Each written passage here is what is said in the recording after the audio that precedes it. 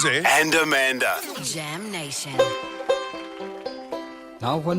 Peter FitzSimons, one of our absolute faves, is back with a new novel to add to his collection. It's called The Legend of Albert Jacka. Albert Jacka was the first Australian to receive the Victoria Cross in the Great War. He was said to be the finest frontline soldier Australia had produced and was a national treasure at the time. So why don't we know more about him? What has happened to his story? So, Peter FitzSimons, hello. My two favourites, not Jonesy and Amanda in my house, it's Amanda and Jonesy in my house. See, I wish your house was bigger so more people would say that. But we've already had the signage made, Pete, and it's been 20 years. The business cards have been done. It's too late. Once the printers start rolling, mate, you know in the business you can't change the book, can you? That's true. But anyway, look, it's an if I may say, he was an extraordinary man. And Brendan, I wonder if you wonder, when you read these war stories and you read Anzac Day and November 11, you wonder, how would I go in a trenches with the other diggers and the bullets are flying and shells are landing and shrapnel's flying? I am not confident that I'd be the one that would go over the top and say, follow me. And I may well be the guy whimpering at the bottom. But the thing about Albert Jacka was he was a humble timber worker from Victoria. He was 5'7", wringing wet with his socks on. He was not a big man, but in wartime, he suddenly went deathly calm. He knew what to do. He knew how to do it. And Charles Bean, the great war correspondent and official historian, said this guy should have won 3 Victoria Crosses, not just one, but he was an extraordinary soldier. And with the Victoria Cross, what you get it for? It's just gallantry. It's not how many people you kill and things like that. No, it's for displaying extraordinary courage under fire. And what he did the first time it happened, well, the Victoria Cross he was awarded in the early hours of the 19th of May at Gallipoli. The Turks launched tens of thousands of their soldiers straight at a particular point in the Australian line.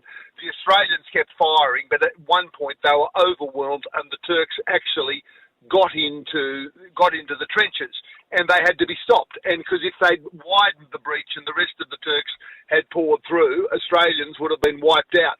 Who could they send in? Albert Jacka was on the spot and he was very calm and he said to 2 of his mates, right, this is what we're going to do. Take these 2 grenades. In 30 seconds from now, you've got to lob them over on that trench. I'm going out into no man's land. I'm going to attack them from an angle they're not expecting. Got it, get it, gone, I'm gone. Bang. Off he goes. The first grenade misses. The second grenade lands in the trench.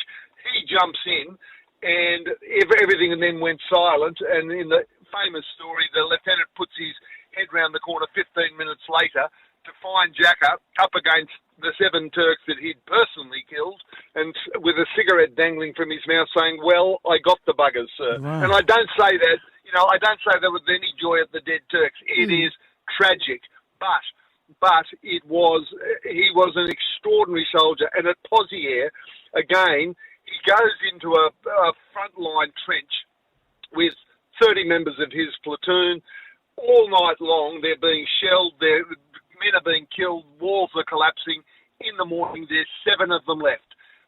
Jacka puts his head out the trench. He realises that 50 Germans have gone past them and have rounded up as many Australians who were unarmed and are coming their way. Jacka says to the blokes with him, fix bayonets. Brendan, you and I would have said, fix what? What? We're not going to charge those blokes. But with Albert Jacka, BC, the most respected man in the army, they had no choice but to follow him. Jacka led the charge.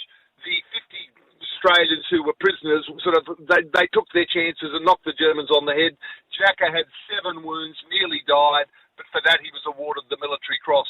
It's extraordinary. It is extraordinary. And you're right, the only thing I would have got in the trench was crutch rot. That would have been the only thing. And that would have been it. There's no medals for crutch rot. Is there a medal for it's not VC, it's VD.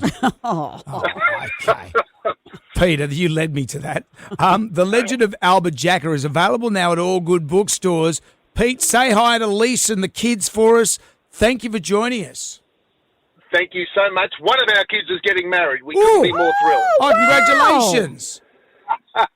Lots of love to you both. Thank you. Good on you, mate.